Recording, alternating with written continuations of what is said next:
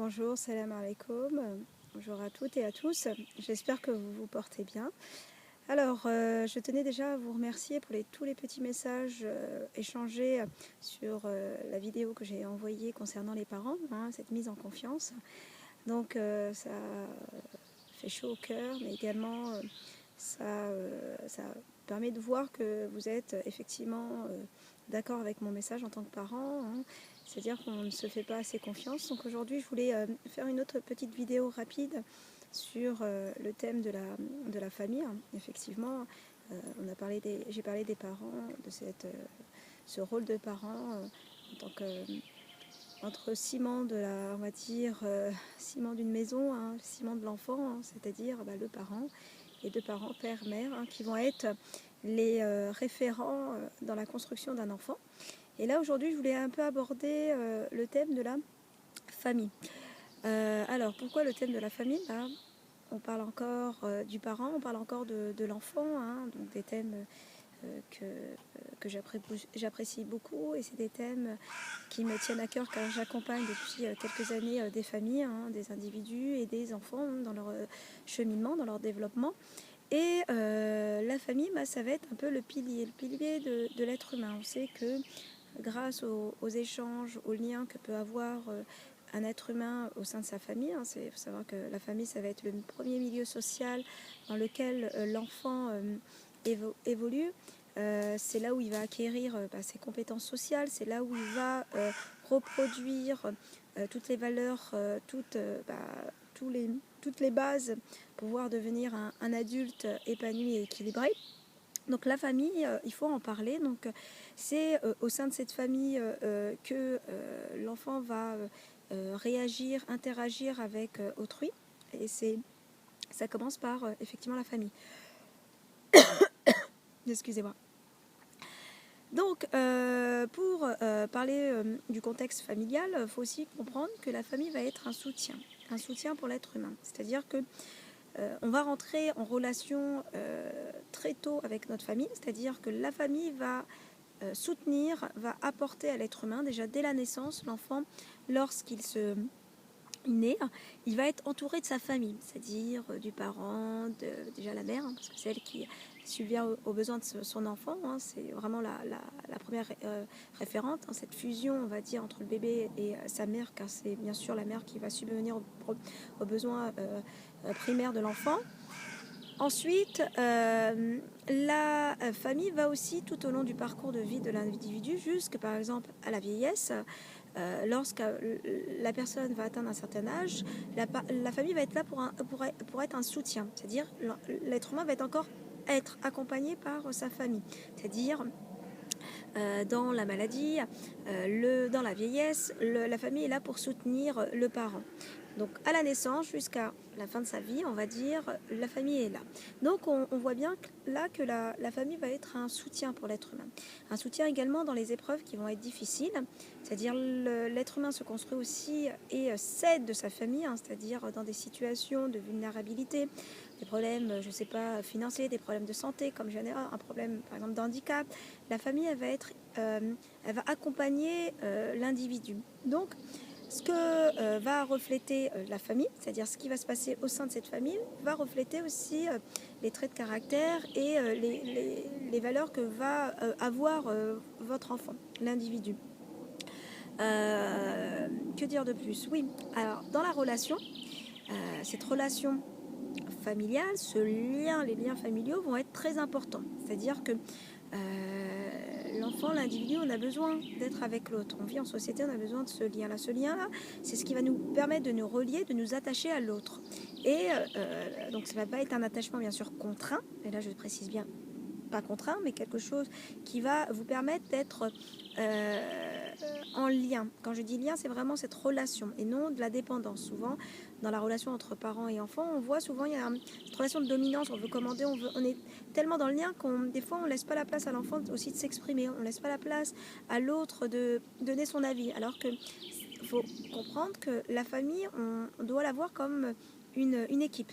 C'est-à-dire que chacun au sein de la famille a sa place, que ce soit la place du parent, et je précise bien mère, père, chacun a sa place, hein, c'est-à-dire que, et la place de l'enfant, c'est-à-dire que l'enfant n'a pas à venir prendre la place du parent, c'est-à-dire il n'a pas à se positionner comme si c'était un adulte, et on ne doit pas, nous parents, le positionner comme un adulte, le mettre sur le même piédestal, et le parent n'a pas aussi à venir prendre la place de l'enfant, c'est-à-dire se positionner comme si c'était un enfant. Copain, copine avec mon enfant. Non, chacun doit rester quand même à sa place. Cette place, on va dire, symbolique, cette barrière symbolique, elle est très importante. Et souvent, les dysfonctionnements familiaux vont être dus à ce système-là, c'est-à-dire à cette place que l'autre va prendre et qu'il ne doit pas prendre, on va dire.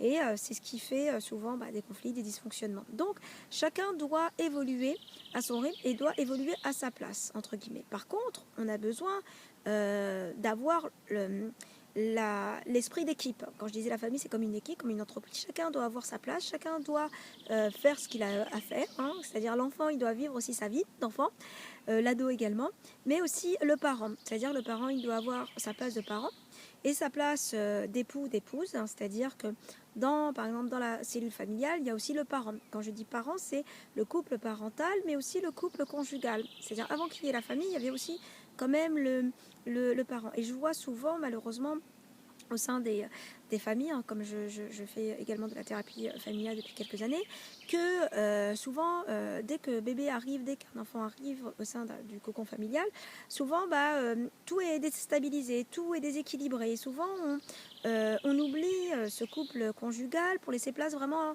mais vraiment laisser place et toute sa place au couple parental. Donc, c'est très important en tant qu'individu, hein, en tant que femme, homme, de garder vraiment ces deux notions et d'avoir ce temps de couple parental et ce temps de couple conjugal. Et c'est pareil pour l'enfant.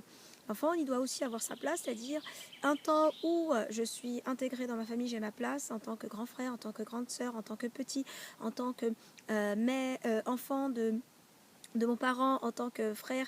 Donc j'ai ma place au sein de cette famille, mais j'ai aussi ma place au sein de l'extérieur, au sein de mes pairs, PAIR, c'est-à-dire mes camarades, mes cousins, mes cousines, ma place dans la famille extra, on va dire, familiale, la famille nucléaire. Voilà, il y a différents systèmes et je ne vais pas revenir dessus parce qu'il y a pas mal de choses à évoquer sur la famille, mais là je veux vraiment vous passer un message, c'est-à-dire que ce que moi je constate et ce qui est important, c'est vraiment de garder ce lien familial, parce que c'est grâce à ce qui va se passer au sein de cette famille, ces premiers bagages, ces fondations, on va dire la fondation de la maison de l'individu, est-ce que cette fondation va être stable ou pas stable? Bon, après, c'est pas une fatalité, hein.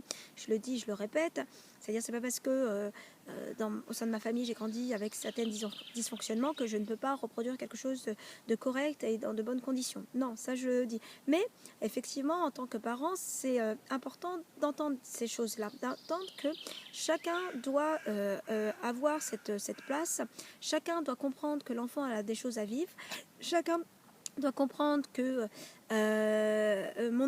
mes parents aussi doivent avoir du temps pour eux, hein, du temps pour soi. Donc tout ça va venir rééquilibrer, tout ça va permettre de harmoniser ce qui se passe au sein de la famille. Et qui dit harmoniser le cocon familial, le soutien, comme j'ai évoqué tout à l'heure, c'était un soutien à la famille, ce lien que peut avoir le parent avec son enfant, tout ça va avoir un impact sur l'individu. Et qui dit sur l'individu, l'enfant qui est en construction, ou l'ado qui se construit, tout ça va se répercuter, excusez-moi, sur la sphère sociale à l'extérieur, que ce soit dans le cadre scolaire, que ce soit dans le cadre extrascolaire, dans mes activités extrascolaires, ma relation avec l'autre.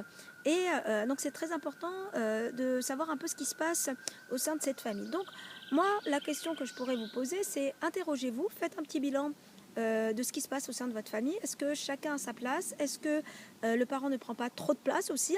Est-ce que l'enfant, je l'entends? Est-ce que j'entends son point de vue? Est-ce que je le concerte? Même selon son âge, bien sûr, hein, toujours.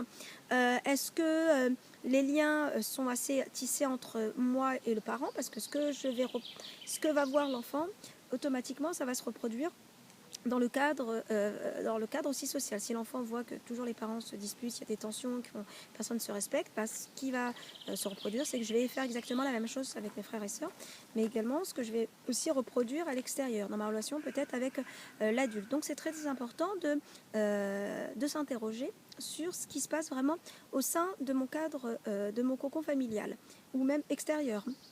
Et c'est ce qui va permettre de construire des relations solides, harmonieuses, et qui va permettre de créer ce lien qui peut être, qui est un lien, la famille, les frères et sœurs, c'est un lien qui est indestructible. C'est-à-dire que voilà, je serai toujours l'enfant de ma mère, je serai toujours l'enfant de mon père, et peu importe les situations, ça reste quelque chose d'indestructible, c'est à vie, voilà. C'est biologique, c'est comme ça. Et donc c'est quelque chose qui est important, qui va accompagner l'être humain tout au long de son parcours de vie, jusqu'à sa mort, comme je vous avais expliqué tout à l'heure en introduction. Donc, ce qu'il faut comprendre, c'est que ce besoin d'appartenance au sein de cette famille, hein, quand je parlais de place, c'est en lien avec un besoin, qui est le besoin d'appartenance, est très important. Donc, posez-vous, interrogez-vous sur quelle est ma place, quelles sont les places que mes enfants ont au sein de ce cocon familial, et qu'est-ce que je peux améliorer, ou qu'est-ce que je peux bien sûr corriger, améliorer, et qu'est-ce que je peux aussi stopper, c'est-à-dire arrêter, pour pouvoir se construire vous en tant qu'individu, en tant que père, mère, en tant que femme, homme, mais en tant qu'enfant, adolescent, on a besoin de certains éléments, certaines bases qui doivent être solides. Donc, je vous invite à répondre à ces questions, à y réfléchir, et de me mettre des petits commentaires s'il y a des questions, des petits conseils aussi. J'aime bien quand vous interagissez entre vous, donner à chacun ses conseils. Donc voilà. Et toujours, je vous réserve effectivement, je ne l'avais pas dit la dernière fois sur ma vidéo, une surprise pas pour tout de suite. Il y a 2 surprises, mais la première, je l'évoquerai un peu plus tard. Mais la deuxième surprise qui se fera, une surprise que je vous annoncerai fin août, début septembre, pour vous annoncer un petit événement en lien avec la famille.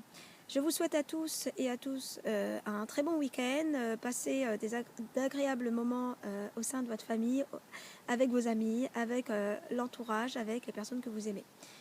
Salam alaikum et salam et au revoir et bonne journée à tous.